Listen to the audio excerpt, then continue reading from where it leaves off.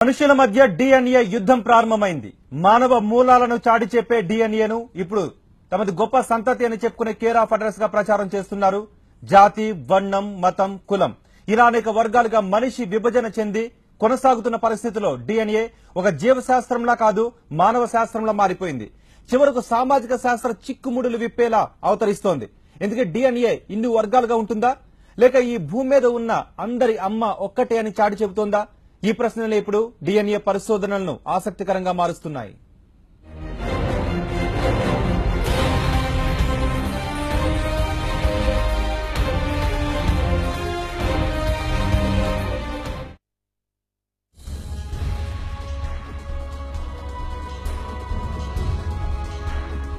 డిఎన్ఏకు జాతి, వర్ణం, మతం, కులం ఉందా?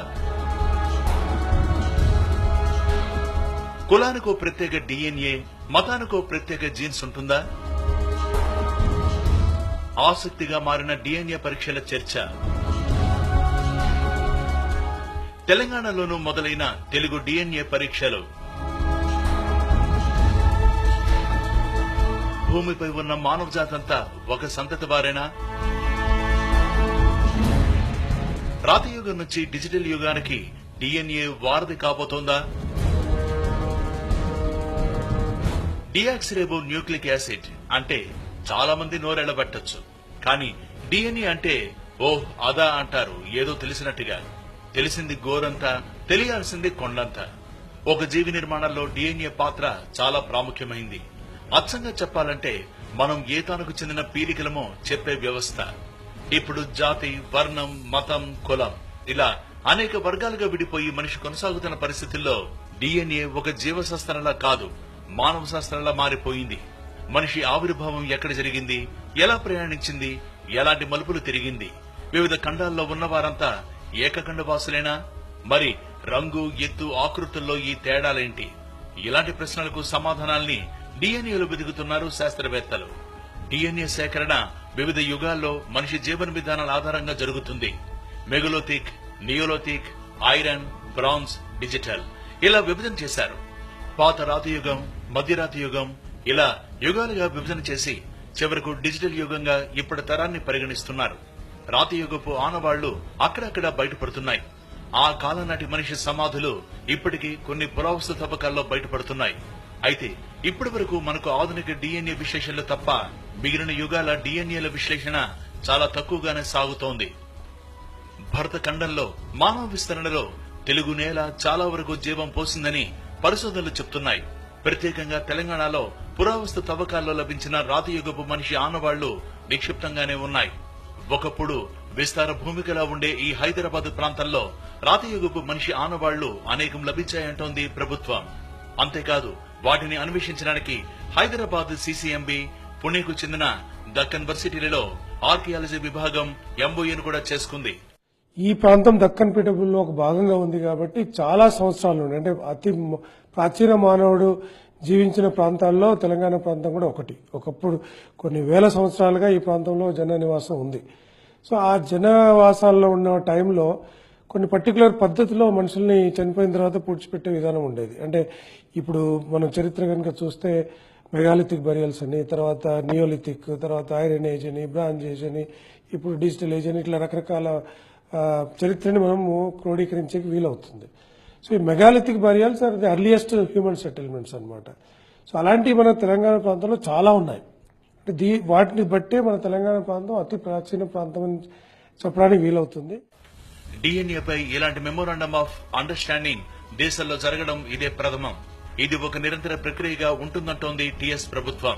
ప్రతిష్టాత్మకమైన సిసిఎంబి, మరోవైపు అథెంటిక్ యూనివర్సిటీగా ఉన్న దక్కన్ కాలేజీల్లో ఈ ఎంఓయూ చేసుకోవడం మంచి ఫలితాలను ఇస్తుందంటోంది.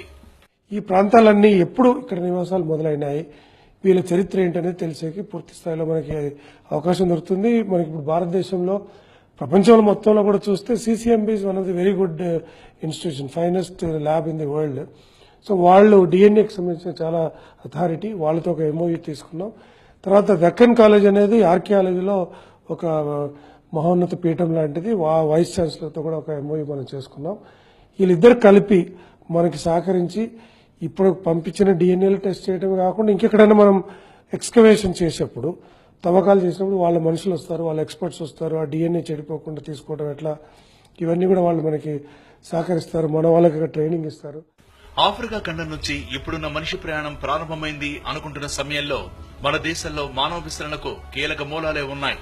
అందులోనూ కృష్ణా గోదావరి ప్రాంతం నుంచే మానవ మూలాల విస్తరణ ఎక్కువగా సాగిందనే పరిశోధనలు ఉన్నాయి.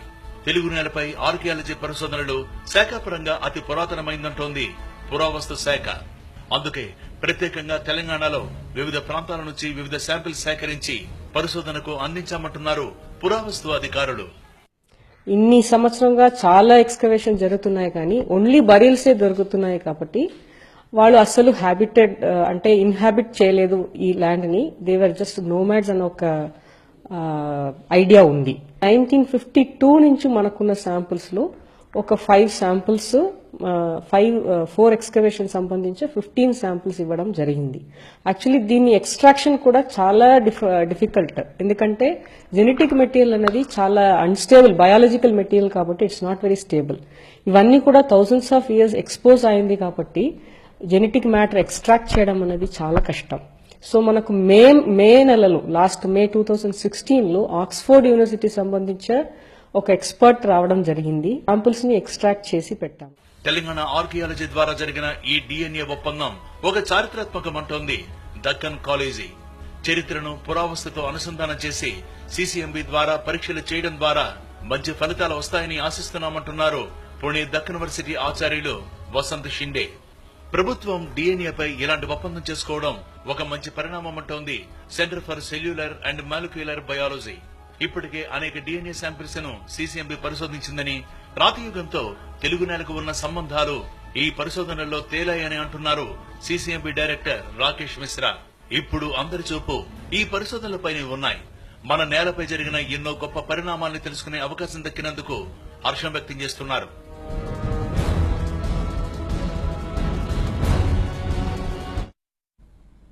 డిఎన్ఏకు ఇంత ప్రాధాన్యత ఏర్పడిన నేపథ్యంలో మనిషి నిర్మించుకున్న అనేక అడ్డగోడలను డిఎన్ఏ కూలగొట్టే అవకాశం ఉందా?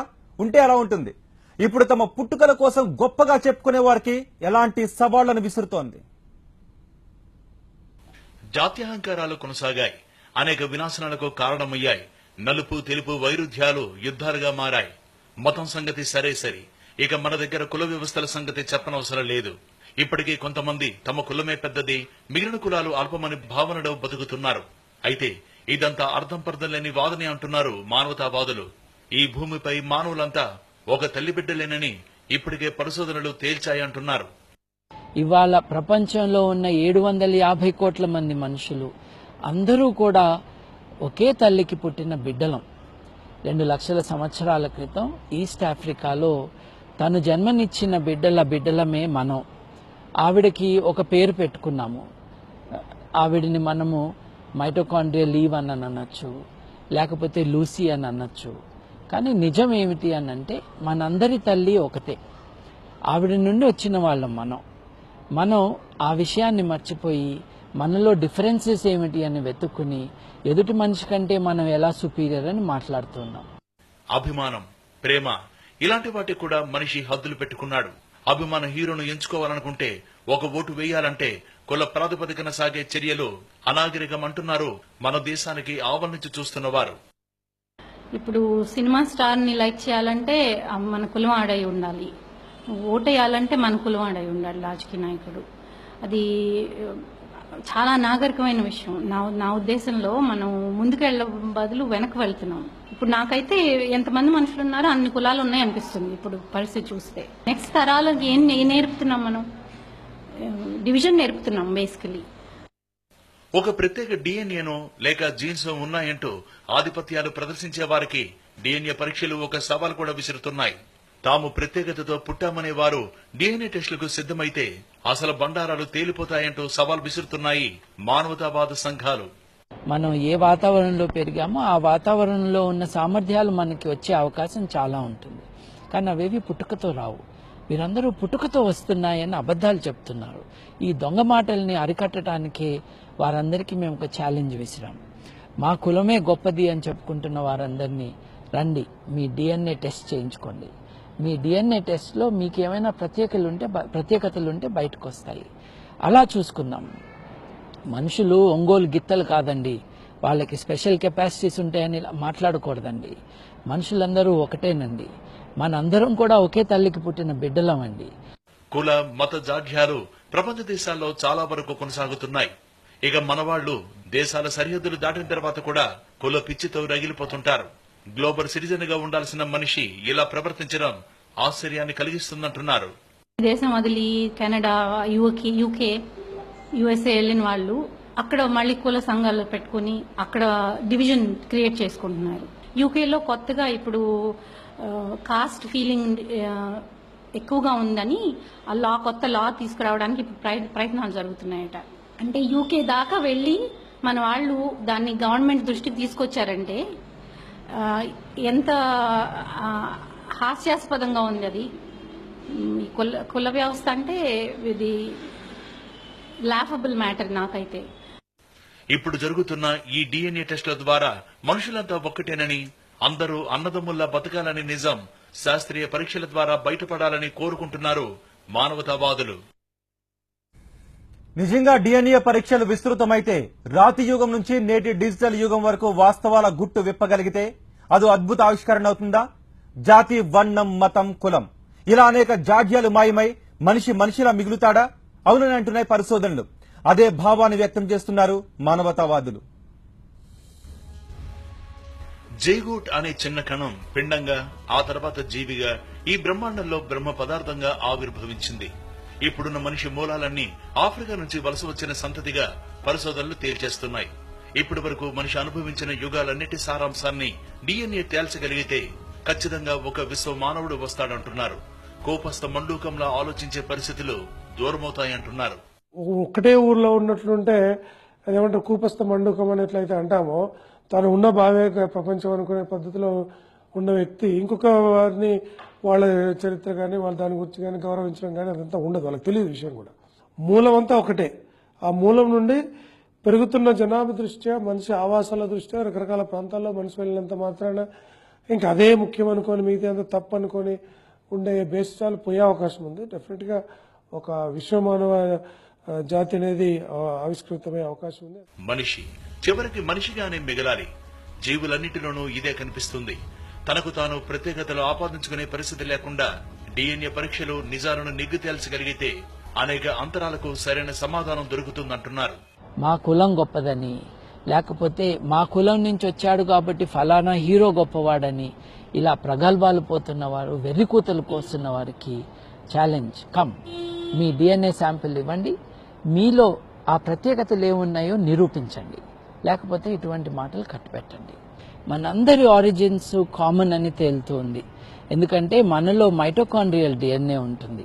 అది కేవలం తల్లి ద్వారానే ఎవరికైనా సంక్రమిస్తుంది. ఎన్ని గిరులు గీసుకున్నా యుగాల ఆవిర్భావంలో అంతా ఒక్కటే. ఒక ఫ్రెంచ్ ను అసహించుకున్న ఒక ఆంగ్లేయుడికి DNA పరీక్షలు చేస్తే అతనిలో 40% ఫ్రెంచ్ ఉందని తేలిన నిజాలు మనకు కనువిప్పు కావాలంటున్నారు. ఈ అంతరాలు మధ్యలో వచ్చి చేరినవే. పురావస్తు పరిశోధనల్లో లభించే ఆధారాల్ని గుదిగుచ్చి DNA పరిశోధనల సమాహారం ఒకచోట చేర్చితే ఖచ్చితంగా ఈ మనుషుల్లో మార్పునకు కారణమవుతుందంటున్నారు. ఒక ఇంగ్లీష్ అతను he says in the video that I hate French అని చెప్తున్నారు. బట్ ఆయన బ్లడ్ శాంపుల్ DNA చేస్తే ఆయన 40% ఫ్రెంచ్ అని వస్తుంది. Then he's taken a back. So ఇది మనకు మనుష్య జాతి అన్నది ఒక్కటే, హ్యుమానిటీ ఈజ్ వన్ అన్న దానికి this will provide more proof that there is genetically we are all the same అన్నదానికి it will be able to provide more proof. ఈ అండర్స్టాండింగ్ ఉంటే కంపల్సరీగా మార్పు వస్తుంది. ఒక మనిషి రక్తంలో అతని కులం ఉన్నతిని చెప్పే లక్షణాలున్నాయని నమ్మే రోజులు పోవాలంటున్నారు. మానవజాతంతా ఒక చోటు నుంచి వచ్చిందని DNA పరిశోధనలు తేల్చి చెప్పిన నిజాలు గుర్తించాలంటున్నారు. ఆ మధ్యన ఎవరో మా కులం గొప్పది, ఈ కులంలో పుట్టడం అదృష్టం, జన్మతహా వచ్చిన అదృష్టం, అలాగే ఈ కులంలో పుట్టారంటే వాళ్ళేదో వాళ్ళ రక్తంలో, వాళ్ళ DNAలో, వాళ్ళ జీన్స్ లో ఏదో గొప్పదనం ఉంది అని ఒక క్లెయిమ్ చేశారు. ప్రతి ఒక్కళ్ళు, భారతీయులు కానివ్వండి, వాళ్ళు జర్మన్ దేశస్తులు కానివ్వండి, యునైటెడ్ స్టేట్స్ వాళ్ళు కానివ్వండి, ఎక్కడ వాళ్ళైనా వాళ్ళ DNA ట్రేస్ చేస్తే వాళ్ళు ఆఫ్రికా నుంచి వచ్చారని ప్రూవ్ అవుతుంది. దానిలో ఏమాత్రం సందేహం లేదు. ప్రపంచ దేశాలే కాదు, భారత్ లాంటి దేశాల్లో అభివృద్ధికి, మానవ వికాసానికి అడ్డుగా ఉన్న అనేక గోడలు బద్దలు కావడానికి డిఎన్ఏ నిజంగానే అత్యాధునిక ఆయుధంగా ఉపయోగపడుతుంది. ప్రత్యేకంగా తెలుగు రాష్ట్రాల్లో జీర్ణించుకుపోయిన కుల వ్యవస్థను కడిగేసే న్యూక్లిక్ యాసిడ్ల డిఎన్ఏ పరిశోధనలు ఉపయోగపడాలి. Who am I? నేనెవర్ని? ఎక్కడి నుంచి వచ్చాను? ఈ ప్రశ్నలకు సమాధానం దొరికితే సమాజంలోని అనేక అంతరాలకు, అనేక రుగ్మతలకు పరిష్కారం దొరికినట్లే. వీటికి సమాధానం లేకపోవడం వల్లనే కులం, మతం, వర్ణం ఇలాంటి భేదాలు అడ్డుగోడలుగా నిలుస్తున్నాయి. అందుకే చాలా వరకు వీటి పరిష్కారానికి డిఎన్ఏ పరీక్ష ఒక్కటే సమాధానంగా ప్రపంచమంతా భావిస్తోంది. ఇప్పుడు తెలంగాణ ప్రభుత్వం కూడా అదే ప్రయత్నాలు ప్రారంభించింది. ఆర్కియాలజీ డిపార్ట్మెంట్తో సీసీఎంబీతో కలిసి ఒక సంయుక్త ప్రాజెక్టును ప్రారంభించింది. నిజంగా ఈ ప్రాజెక్టు గాని సఫలం చెందితే మనం ఏదైతే అడ్డుగోడలు అనుకుంటున్నామో అటువంటి పటాపంచలయ్యే అవకాశంతో పాటు ఒక వసుదైక కుటుంబం బయటపడుతుంది. ఒక విశ్వమానవుడు ఆవిష్కృతమవుతాడు. కెమెరా పర్సన్ ఆర్ ప్రసాద్తో గణేష్, టీవీ9 హైదరాబాద్.